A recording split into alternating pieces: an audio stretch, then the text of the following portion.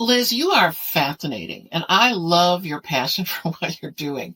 But take a minute, just be you, help my audience get to know you a little more personally. You're a mom, you have two kids, ages 9 and 11 now.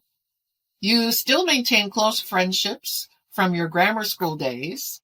How do you balance the intensity of this life-saving work that certainly needs your attention with family time and all the things that happen when you have a family? Staying grounded. I know you and your hubby Dan love to do things outside too. So how do you be you? I overthink it and stress about it like anybody else, but it's not a balance. It's integration. And, I get to work with other entrepreneurs.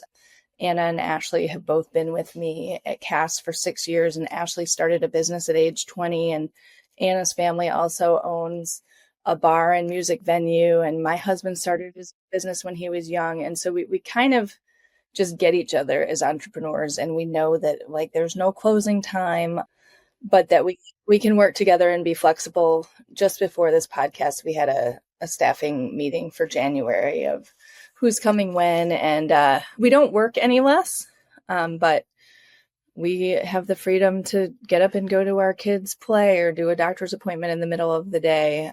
And then all of us have put our kids through the program, and we all accidentally became fascinated with this, mission and method and opportunity. And so it's a surprise that we're all here. It's a pleasant surprise. We like coming, but the kids know that they're the why.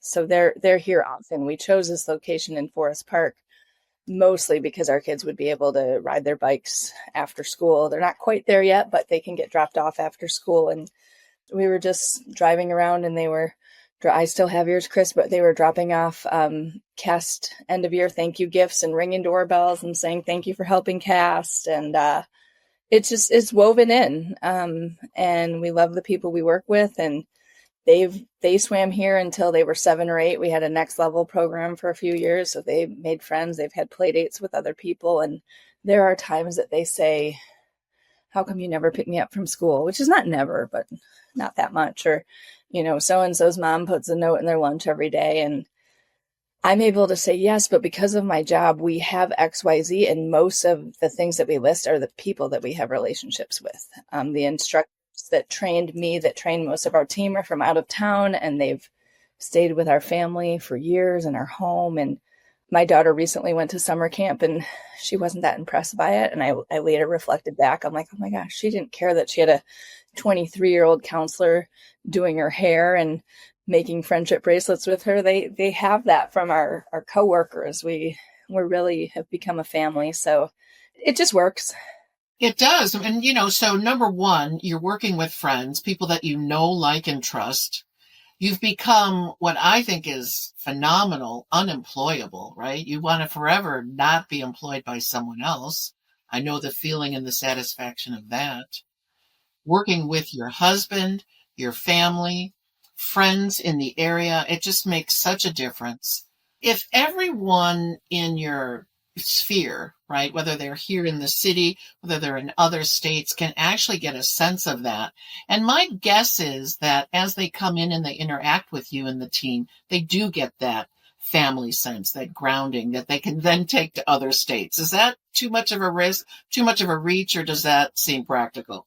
I mean, if I understand what you're saying, it's indescribable. And I should have mentioned my husband before. He helps me every day. He mentors me.